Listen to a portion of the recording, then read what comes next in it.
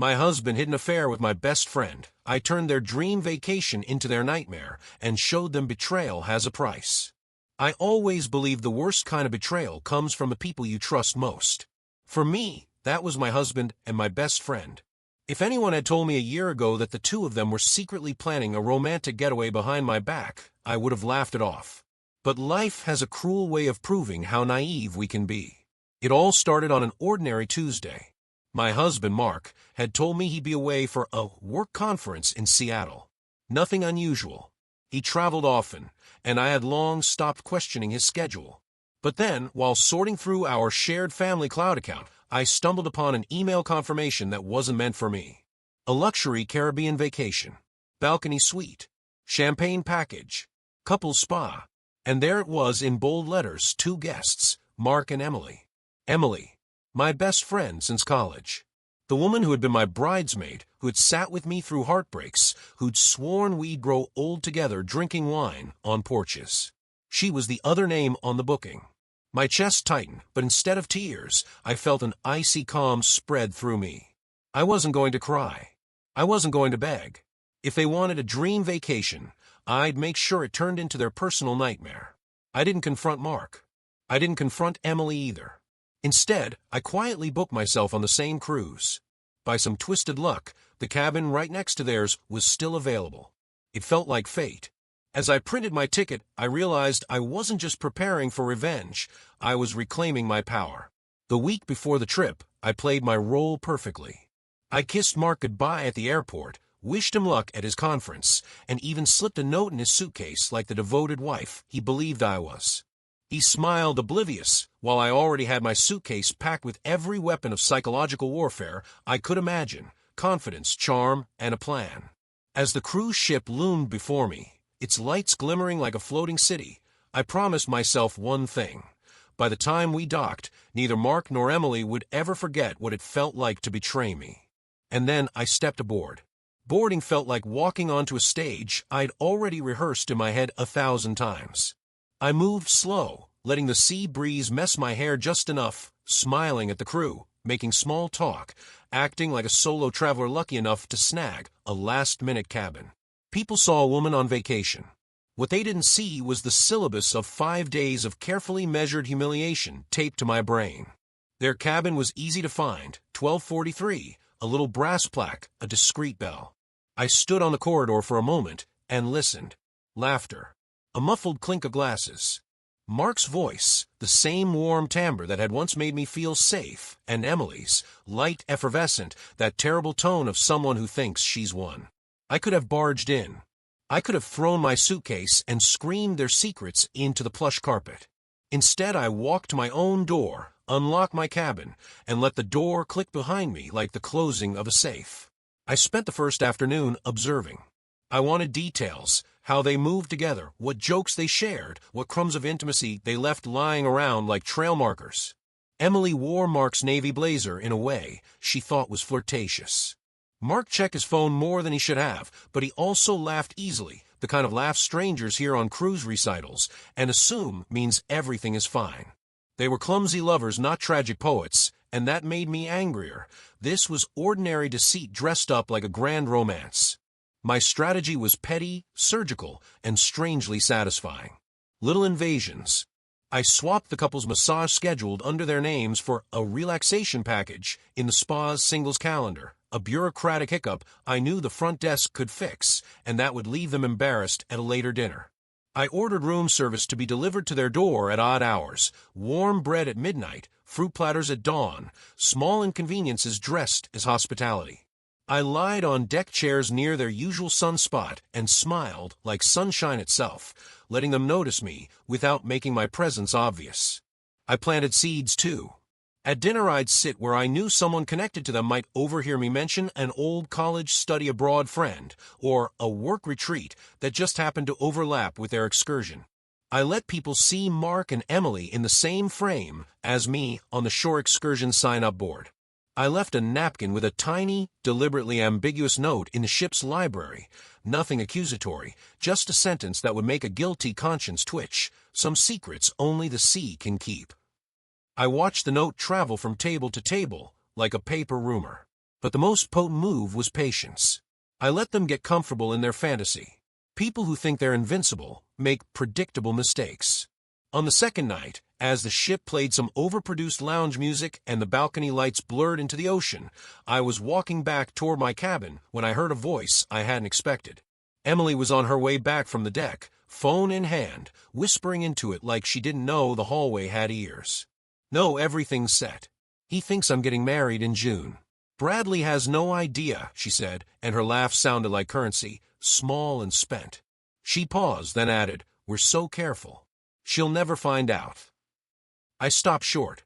My pulse did something strange, equal parts triumph and a chill. She'd said the one thing I had planned to destroy. But the part she didn't know? I wasn't just there to witness. I was already 3 moves ahead. Hearing Emily laugh into the phone felt like a small, brutal verdict. She said it so casually, "She'll never find out." As if our years of history, the birthdays, the boring nights on the couch, were nothing but old receipts to be tossed. For a moment, I let the anger rise raw and hot. Then I did what I always do when my world narrows down to one problem. I made a list. First rule, don't be obvious. If I exploded in the hallway, if I threw their clothes overboard or screamed in the dining room, they'd retreat into a private shame, and I'd be left with theatrics, but no consequence. The goal wasn't to humiliate for the crowd. It was to dismantle the narrative they'd built between them, to turn the tidy little fantasy of secret lover getaway into messy, irreversible consequences. Second rule, collect the truth. I wanted receipts, not just the email I'd found at home, but the microproofs that belonged to the real world, messages, photos, small gestures that would corner them socially. Evidence that would survive excuses. So I started to gather. I watched them for patterns. Mark always left his phone face down. Emily tucked a napkin into her bag 3 times a day. They favored the early morning coffee by the railing and the late-night buffet. I memorized their routines like a cartographer, mapping a territory. I took my own photos, discreet snaps of their cabin door, of Mark's watch on a nightstand, of Emily's lipstick on a glass. I screenshot conversations where Emily accidentally typed Mark's pet name in a group chat, then deleted it. It wasn't glamorous. It was slow, methodical, and satisfying in a way I could not explain. I also started nudging the ship's small machinery. A clerk at reception smiled when I complimented her necklace, and I learned who handled excursion lists and spa bookings. With casual, friendly questions, I swapped a couple of scheduled events so that their sunset catamaran would overlap with a ship-organized cocktail hour I knew would be crowded. I asked the maitre d' to seat a single traveler with a quiet table preference, him noting down the face, not knowing my purpose. Little administrative ripples make big waves, but ripples alone wouldn't topple them. I needed someone from the inside of their lie to come forward. That's where Emily's Bradley would be crucial. She'd said his name like a talisman, a name that tethered her deception to a real life someone believed in. If Bradley loved her, if he trusted her, I could either let him carry the truth unknowingly, or I could hand it to him intact and watch what he chose to do with it. I found Bradley within an hour. Social media, public posts, a profile that screamed the kind of earnest fiancé she would choose, earnest captions, engagement photos, a ring that caught the light every time he smiled. There was also a business email on his profile, public, predictable. I crafted a message that didn't accuse, it offered a choice. "Bradley," I wrote, careful and quiet, "I'm on the cruise you and Emily are meant to return to in June. I can show you proof. Meet me at the ship's piano bar at 9 tonight. If you care, come. If you don't, ignore this. Send." I almost deleted it. I almost rewrote it to be softer, colder, more damning. But the economy of the 2-sentence note felt right. It gave him agency and opened a door. I went back to my cabin and waited like someone expecting a verdict. The ship hummed with oblivious music, couples sipping overpriced cocktails, families arguing about shore excursions. My phone remained dark. 30 minutes to 9, nothing. 20. I began to think perhaps Bradley was one of those men who loved with photos and platitudes rather than action. Then my screen lit up with a single message that made me stop breathing for a second. "Which deck?" "I'm on my way." I typed a reply with hands that didn't feel like mine. "Piano bar, deck 7. Don't bring him." The typing bubble pulsed and then vanished. Outside, the ship's lights carved the ocean into a glittering bruise. I tucked my list back into the bottom drawer of my suitcase, smoothed my dress, and walked toward the bar. Whatever happened next, I knew I had set more than one chain in motion. When I pushed open the piano bar door, the room fell into a hush that had nothing to do with the music. And across the room, someone I didn't expect looked up. It wasn't Bradley who looked up first, it was Emily. She was perched at the bar in a silk dress I recognized from my own birthday weekend 3 years ago, the one she'd once borrowed and never returned. Her eyes widened just a flicker, then she pasted on a smile, so fast it was almost impressive. Mark wasn't with her. She was alone, phone in hand, probably waiting for him to finish showering or sneaking a drink before their dinner reservation. For a split second, the sight of her almost disarmed me. This was the girl who once braided my hair before exams, who'd cried in my dorm room when her first boyfriend cheated. I wanted to see that friend. But what I saw instead was the smirk of someone who thought she'd already won. "Wow," she said, sliding off her bar stool like she'd just spotted a coincidence instead of a bombshell. "What are the odds? You here on this cruise?" I smiled, every muscle rehearsed. The world's small, isn't it? Her eyes darted to my ring, then back to my face. She didn't ask why I was traveling alone. She didn't need to, she thought she knew. I let her stew in that assumption, let her mind work overtime trying to guess how much I'd uncovered. She was still calculating when a new voice cut through the air. "Excuse me," a man said behind me, and when I turned I saw him. Tall, sharp in a casual jacket, eyes that had the heavy clarity of someone who'd been told the truth too late. Bradley. He didn't glance at Emily first. He looked straight at me, jaw tight, then extended his hand like we were about to sign a business deal. "I got your message," he said quietly. "Show me." Emily's smile faltered for the first time all night. "Brad," she whispered, the nickname sounding suddenly fragile. She tried to close the space between them, but he didn't move.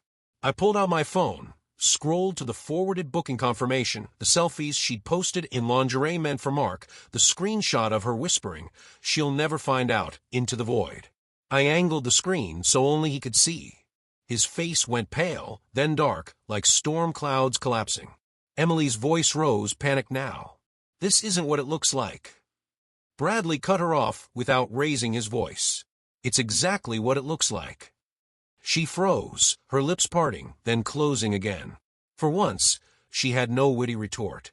The silence that followed was thick enough to drown in. I slipped my phone back into my bag and ordered a drink as if the conversation were over, as if the rest of the ship wasn't spinning on its perfect little axis. Inside, though, I could feel the shift, the first crack in their fantasy. And it was only the beginning. When Mark finally walked into the bar, he looked like a man on vacation. Linen shirt open at the collar, hair still damp from a shower, that easy grin he used to save for me. He spotted Emily and raised a hand, already mid-smile, until he noticed Bradley standing stiffly at my side. His steps slowed. His grin faltered. "Emily," he said cautiously, as if her name alone might rearrange the scene into something harmless. But Emily wasn't smiling anymore. She was pale, her lips pressed tight, her eyes darting between Mark and Bradley like a cornered animal. "Mark, I can't explain," she started, but Bradley's sharp laugh cut her off. "Explain." Bradley's voice carried through the bar, silencing the clinking glasses and soft piano notes. "You mean explain how my fiancé is on a romantic cruise with another woman's husband? Or maybe explain how you spent months planning a wedding with me while sneaking into hotel rooms with him?" Gasps fluttered around us. Heads turned. Mark's face went red, then ashen. "Fiancé," he muttered, staring at Emily like he was seeing her for the first time. I just sipped my drink. Emily reached for Mark's arm, desperate now. "Don't listen to him, it's not." "Not what?" I finally spoke, my voice steady. "Not what it looks like. Because it looks exactly like two people stupid enough to think the world wouldn't catch up to them.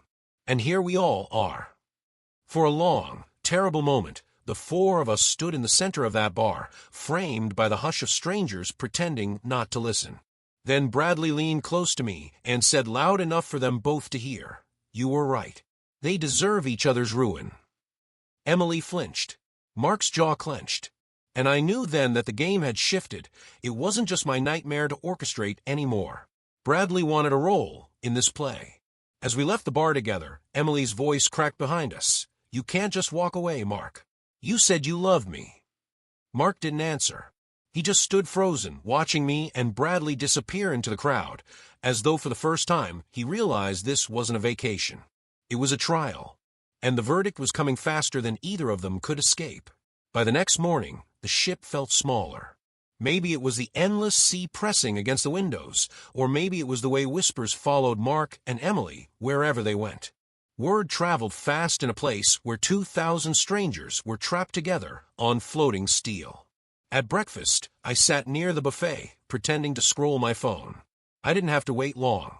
Mark and Emily slipped in, both wearing sunglasses indoors, like they could shield themselves from scrutiny. Couples leaned closer to whisper. A child asked too loudly, "Why is that lady crying?" And Emily nearly dropped her plate. Bradley joined me, calm and deliberate, like we'd been vacation partners for years. "You enjoy the theater," he murmured, pouring coffee. "More than I expected," I admitted. "We didn't stage anything dramatic. We didn't need to. Presence was enough." Every time they looked up, there we were, laughing at a private joke, clinking glasses, our casual harmony louder than any scandal. Their stolen fantasy of romance now looked like a cheap imitation. Later, on the pool deck, the cracks deepened. Mark stretched out on a lounger, trying to read a magazine, while Emily fussed with her cover-up. A group of women nearby, clearly intrigued by the gossip, made no effort to hide their stares. One of them even whispered loudly, "Imagine cheating on your wife with her best friend," and Emily stiffened like she'd been slapped. Bradley leaned toward me, voice low. "Do you think they realize yet this ship is too small for them to hide?" I glanced at Emily's trembling hands and Mark's hollow stare. "Oh, they realize," I said. "They just haven't figured out how bad it can still get." Because I wasn't done. Not even close. That afternoon, while they napped in their cabin, I paid a quiet visit to the front desk.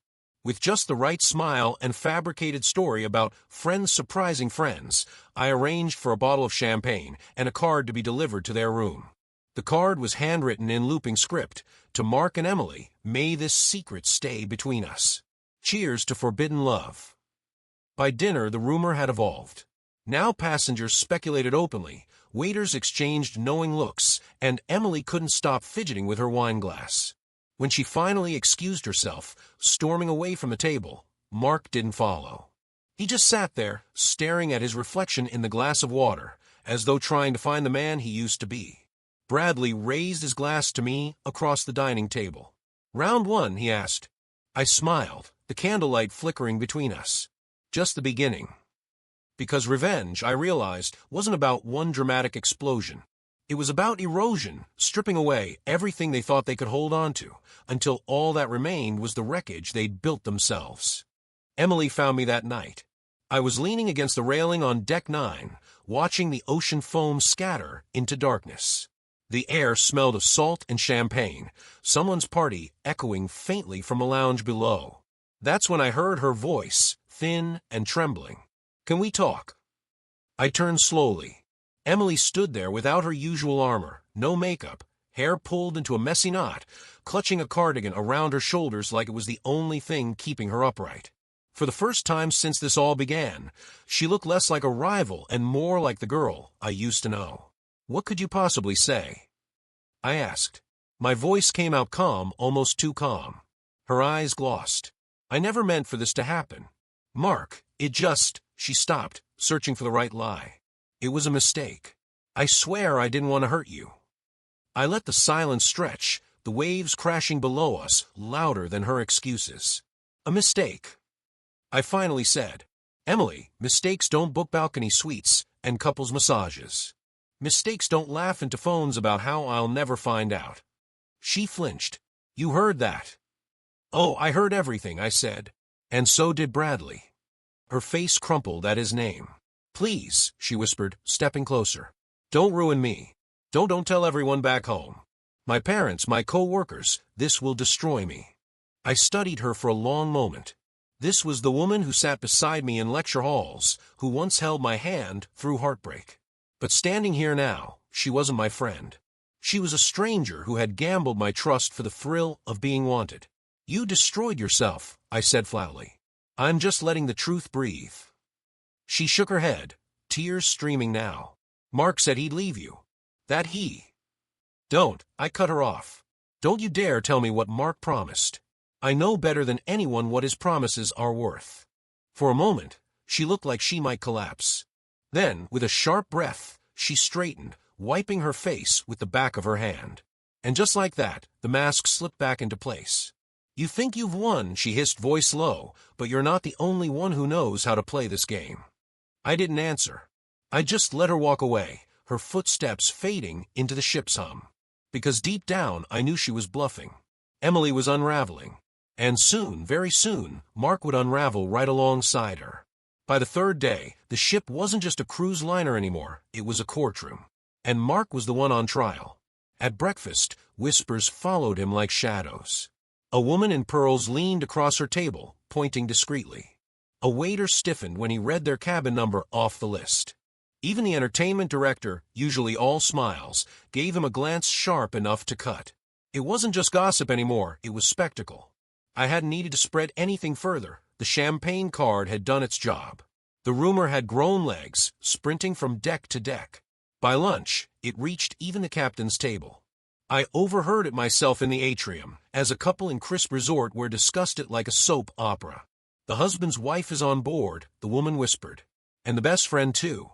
Can you imagine? A triangle on the same ship. Mark tried to play it cool. He walked the decks with his sunglasses on, head high, like none of it touched him. But cracks were showing. He drank more, snapped at waitstaff, barked at Emily in public when she clung to his arm. The man who once practiced charm like it was a second language had been reduced to a sulking tourist with too much to hide. That evening, at the captain's cocktail reception, everything shifted. Guests lined up in glittering dresses and tuxedos, champagne glasses in hand. Bradley and I slipped in late, deliberately brushing past Mark and Emily as if we hadn't seen them. Emily stiffened, Mark muttered something under his breath, jaw tight. And then the captain himself approached our little cluster, greeting tables with a booming voice. When he reached Mark and Emily, his smile thinned. "Mr. Thompson, Ms. Clark," he said, his tone polite, but clipped. "We've had concerns brought to my attention. I'd prefer not to see further disturbances on my ship." Gasps spread like ripples. Mark's face turned crimson, his composure shattered. "This is ridiculous," he snapped. "We haven't done anything wrong." But the denial only fed the fire. Guests exchanged knowing looks, whispers swelling like surf. Emily's eyes filled with panic. Her hand trembled around her glass. I stood a few feet away, sipping champagne, watching the collapse unfold in real time. For years, Mark had controlled the story of our marriage, the respectable husband, the loyal friend. Now, stripped bare under crystal chandeliers and judgmental stares, he looked exactly like what he was, a liar exposed. Bradley leaned close, murmuring just for me. "One more push, and he's done." And I believed him, because now it wasn't just about betrayal. It was about survival. And Mark was drowning in the very sea he thought he could conquer. Emily broke before Mark did. It happened the next morning at the excursion dock, just as passengers lined up for the island tour. The sun was brutal, glaring off the water, and the air buzzed with chatter. Emily stood apart from the line, pacing like a trapped cat, her sunglasses failing to hide the puffiness around her eyes. When she spotted me and Bradley walking hand in hand, she snapped. "You," she hissed, storming over, ignoring the curious stares around us. "You think this is funny? You think ruining me is some kind of game?" I didn't answer. I just let her dig her own grave. She grabbed my arm, shaking. "He told me he was leaving you. He said it was over, that he was starting a new life with me. Don't you get it?" I believed him. Gasps rippled through the crowd. People craned their necks. Some pulled out phones. Mark, who'd been fumbling with excursion tickets a few steps away, froze like he'd been shot. "Emily, shut up," he growled, striding over, but she was beyond stopping. "No, Mark. I'm done protecting you," she spat, jabbing a finger at him. "You told me I was the one. That you were sick of her, that you were going to dump her after this trip. And all along you were just using me, weren't you?" Mark's face drained of color. Passengers stared openly now, whispering, snapping photos. The perfect secret lovers, exposed under the Caribbean sun. "Emily," he muttered through clenched teeth, Not here. Yes, here, she screamed. I ruined my engagement for you. I lied to everyone I love for you. And now I'm the villain? You don't even have the guts to stand up and admit it, do you? The silence that followed was devastating. Every eye was on him. Even the tour guide, holding a clipboard, looked stricken. I folded my arms, letting the weight of her words hang in the air. For once, I didn't need to say a thing. Emily had done my work for me. Bradley leaned closer, whispering just loud enough for Mark to hear. Congratulations. You're the most hated man on this ship. Mark's jaw twitched, his fists clenched. And for the first time, I saw something I'd never seen in him before. Not arrogance, not charm, just fear. By the last night of the cruise, the ship wasn't a paradise anymore. It was a prison of whispers. Wherever Mark and Emily went, silence followed them like a shadow. Couples turned their backs. Waiters served them with tight, polite smiles. Even the bartenders rolled their eyes when Mark ordered another whiskey. Their balcony suite, once booked for champagne and stolen kisses, had become a cage.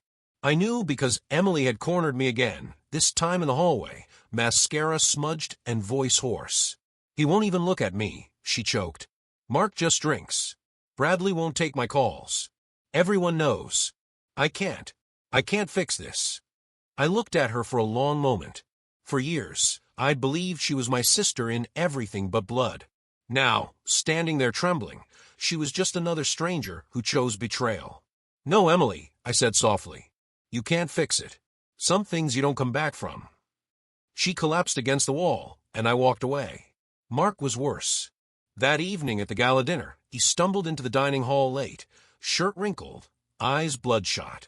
He spotted me across the room with Bradley and actually had the audacity to shout, "This is your fault." The room went still. Every head turned. I rose slowly, my heels clicking against the marble floor, and looked him straight in the eye. My fault, I said clearly, letting the silence carry my words.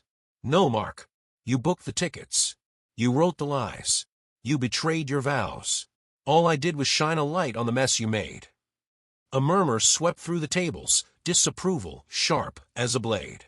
Mark tried to speak again, but the maitre d' stepped forward, firm hand on his shoulder, guiding him out like an unruly child. And just like that, his collapse was complete. When the ship docked back in Miami, I didn't rush.